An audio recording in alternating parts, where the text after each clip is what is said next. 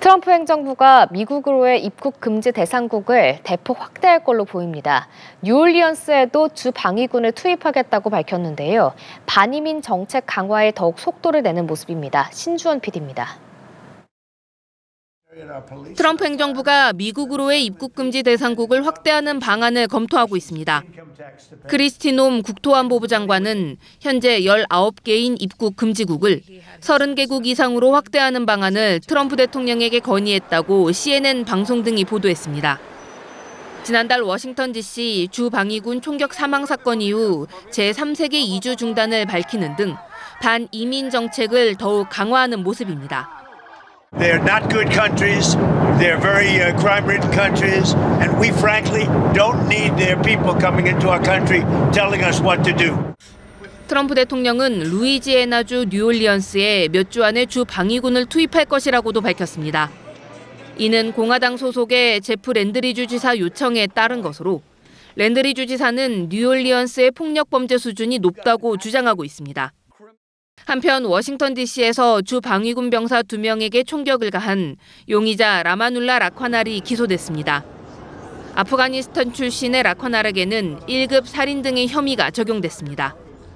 As a result of the largesse of the American people and the American government, and he betrayed us by shooting and killing one individual, and right now harming another individual. 라콰날은 부상으로 인해 법정에 화상으로 출석했으며 그의 변호인은 이들 혐의에 대해 모두 무죄를 주장했습니다. 라콰날은 아프가니스탄 전쟁 당시 미 정보당국에 협조한 현지 군인 출신으로 2021년 미군의 아프간 철군 당시 미국에 입국했습니다. 연합뉴스TV 신조원입니다. 트럼프 대통령은 주 방위군 피격 사태 이후 초강경 이민 정책을 밀어붙이면서 거듭 바이든 전 대통령을 비판하고 있습니다. 지지율 하락세 속 지지층 결집을 위한 행보로 보이는데 미 국토안보부 장관도 총격 용의자가 미국에 온 뒤 급 진화됐다며 거들고 나섰습니다. 김지수 기자입니다. 트럼프 미국 대통령이 지난주 주 방위군 피격 사건의 원인으로 바이든 행정부의 유화적 이민 정책을 거듭 지목하고 있습니다. 바이든 전 대통령과 해리스 전 부통령이 미국을 망쳐놨다며 누구나 아무런 검증과 조사 없이 미국에 들어오도록 허용했다고 주장했습니다. 지지율 하락세를 면치 못하고 있는 가운데 반이민 정책을 강화하며 지지층 결집에 나선 것으로 보입니다. The last administration let in 20 million unknown and unvetted foreigners from all over the world, from places that you don't want to even know about. 최근 트럼프 대통령은 경제 문제, 특히 높은 물가에 따른 지지율 하락과 지지층 이탈을 겪고 있습니다.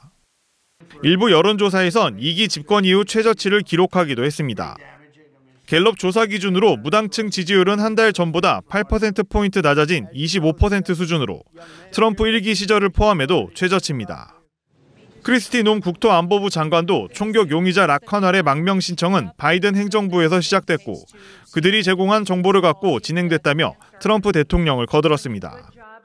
특히 라콰날이 미국에 온 뒤 급진화됐다고 믿는다고 언급했는데 정착을 도운 시민단체 등이 정치 성향에 영향을 줬다는 취지로 읽힙니다. 다만 라콰날은 아프가니스탄 전쟁 당시 현지에서 미군에 협조한 정예부대 출신으로 미국에 와선 생계에 어려움을 겪었을 가능성이 나오는 등 반이민 정책 강화 과정에서 정치적 논란은 계속 커질 것으로 보입니다. 연합뉴스TV 김지수입니다.